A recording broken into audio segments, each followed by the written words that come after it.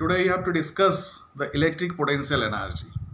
In the last class already you have discussed about the potential, electric potential. Today you have to discuss the electric potential energy.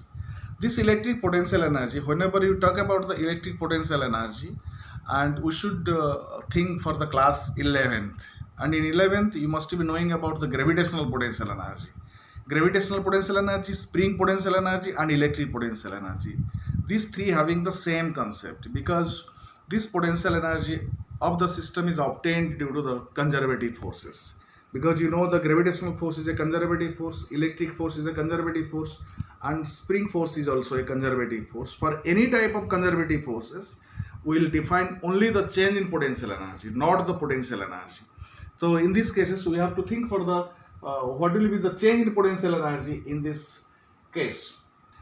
A system, let us consider a system. A system is having many number of charges. Out of that charges, if one of the charges will be moving, changing its position, what will happen? Because due to all these charges, electrostatic force comes into play. If any of the charge will move, the work will be done. The work must be done by the electric force if any of the charges will be moving. So in this case, we have to calculate, we have to find out the electric potential energy due to a system of two charges. Only two charges are in a system. So let us, Q1 and Q2 are the two charges. Q1 and Q2 are the two charges. Q1 is fixed, and if Q2 will be moving, so no doubtly displacement will be shown here, and in that case work will be done. So let the Q2 is moved from B to C. Q2 is moved from B to C. What will be the work done? Let us calculate by the electric force. So that B is the point which is at a distance of R1, and C is a point which is at a distance R2.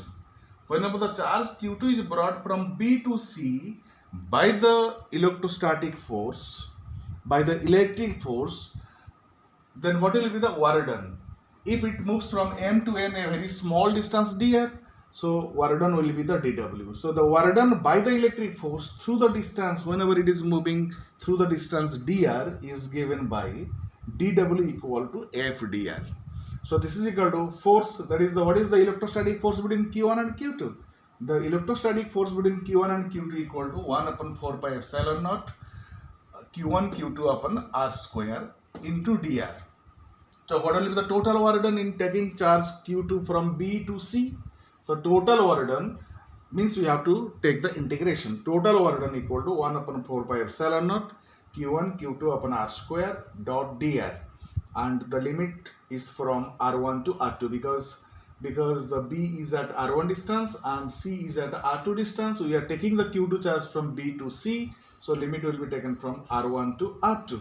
So this will be equal to Q1 Q2 upon R square, Q1 Q2 upon 4 pi epsilon naught is taken out. The remaining is the 1 upon R square dr. So our integration of 1 upon R square dr equal to minus 1 upon R, limit from R1 to R2. And this will be equal to minus Q1 Q2 upon 4 pi epsilon naught, minus is taken out, and remaining is the 1 by R2 minus 1 by R1. And this is equal to Q1 Q2 upon 4 pi epsilon naught.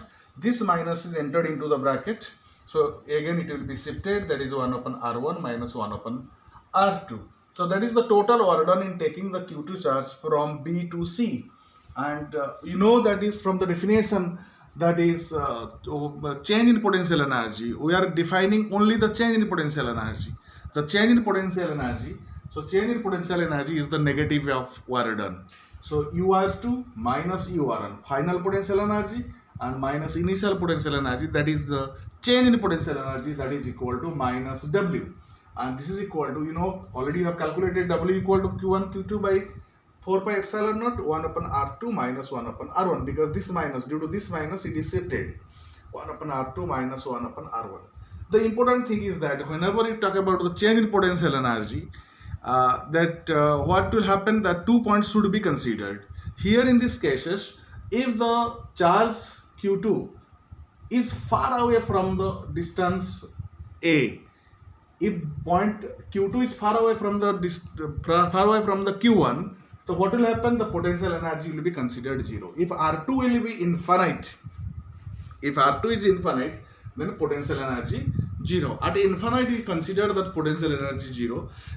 It is sure that whenever we talk about the change in potential energy, we are considering the infinite as the reference point. It is not exactly at infinite, it is at 0. We consider the reference point. So R2 equal to infinite, that P equal to 0. If there will be the separation between the two charges, Q1 and Q2 will be separated by R distance, what will be the formula? Then U infinite, R2 equal to infinite, U infinite minus UR, that is equal to Q1 Q2 upon 4 pi epsilon naught, 1 upon infinite because R2 is infinite, minus 1 upon R, and finally potential energy equal to UR equal to Q1 Q2 by 4 pi epsilon naught into R. The potential energy of a system of two charges, whenever these two charges are separated by a distance R, is 1 upon 4 pi epsilon naught Q1 Q2 upon R. So here that already we have derived the potential energy whenever the two charges are being separated by a distance R, that is applicable for the system consisting of the two charges. This is all about the potential energy. But whenever in case of numerical, if you try to solve the different questions, you have to use the main formula, change in potential energy equal to negative of work done minus W. That is applicable for all the type of forces, all the type of conservative forces. That is for the gravitational force, you can apply this formula here in that gravitational force. You can apply this formula in case of the spring force, and you can apply this formula in case of that electric force.